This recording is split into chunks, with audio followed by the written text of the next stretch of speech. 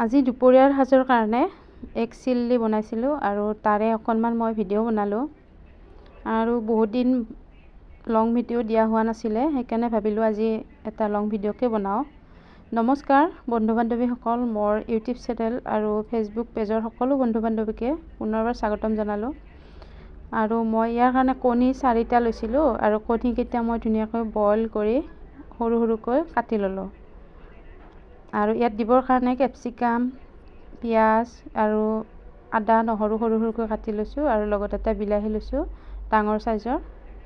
আৰু এইফালে গেছত মই ৰিফাইন অইল ব্যৱহাৰ কৰিছোঁ ইয়াতে, আৰু মিঠাতেলেৰেও বনাব পাৰি, কিন্তু ৰিফাইনেৰে বেছি ভাল লাগে। আৰু প্ৰথমতে আদা নহৰু কটা আৰু কেঁচা জলকীয়াখিনি দি দিলোঁ।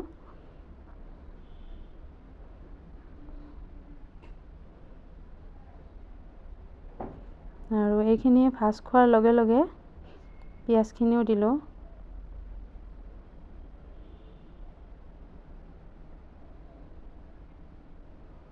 আৰু ইয়াত মই প্ৰথমতে কেপচিকামখিনি ভাজি ল'ম, যিহেতুকে কেপচিকামখিনি ভাজিবলৈ অকণমান সময়ৰ প্ৰয়োজন আৰু বিলাহীখিনি বেছি সময় নালাগে, গতিকে এইখিনি অকণমান ভজা হোৱাত বিলাহীখিনি ভাজি ল'ম।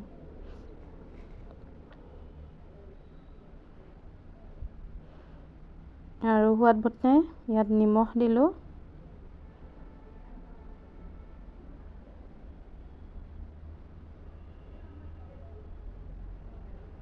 আৰু মোৰ ভিডিঅ' চাই যদি আপোনালোকে ভাল পায়, তেতিয়াহ'লে মোৰ ইউটিউব চেনেলটো ছাবস্ক্ৰাইব কৰি ল'ব। মোৰ ফেচবুকত লিংকটো দিয়াই আছে।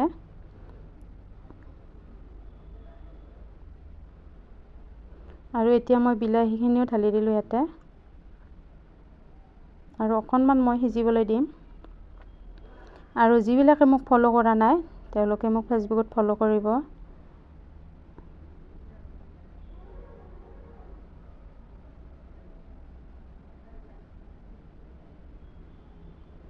আৰু এইখিনি ভাজ খোৱাৰ লগে লগে ইয়াত কাশ্মীৰী পাউডাৰ 1 চামুচ দিছোঁ আৰু 1 চামুচ জালুকৰ গুড়া।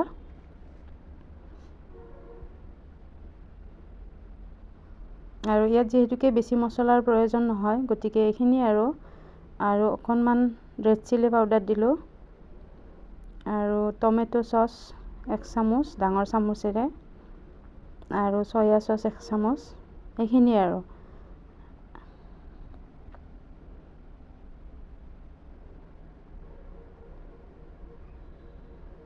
এইখিনি মই অকণমান লাৰি ইয়াত প্ৰায় আধা গিলাচমান পানী দিলোঁ, ইয়াত বেছি পানী নিদিওঁ। আৰু পানীখিনি উতলিবলৈ দিলোঁ। আঞ্জাখন উতলাৰ লগে লগে মই কণীৰ টুকুৰাকেইটা ইয়াতে ঢালি দিলোঁ। আৰু বেছি সময়ো নালাগে আঞ্জাখন বনাবলৈ, আৰু মছলাও বেছি নালাগে।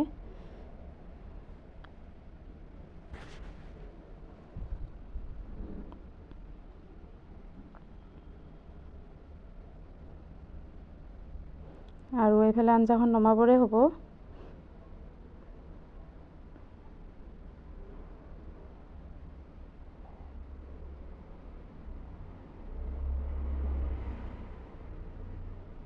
আৰু নমোৱাৰ আগত মই অকণমান ধনিয়া দি এইখিনি গাৰ্নিছ কৰিলোঁ, আৰু অকণমান লাৰি চাৰি আঞ্জাখন নমাই ল'লোঁ।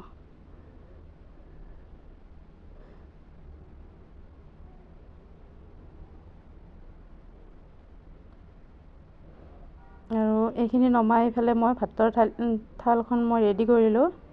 আৰু অকণমান মাছৰ মূৰ আছিলে, সেইখিনি নৰসিংহৰ পাত দি ভাজিলোঁ। মাছ 1 পিচ আছিলে, সেইখিনি মই ভাজি ল'লোঁ। আৰু এইফালে দালি আছিল, আৰু এইখিনি গছৰে জলকীয়া ধুনীয়াকৈ পকি আছিলে, সেইকাৰণে এনেদৰে সজাই ল'লোঁ।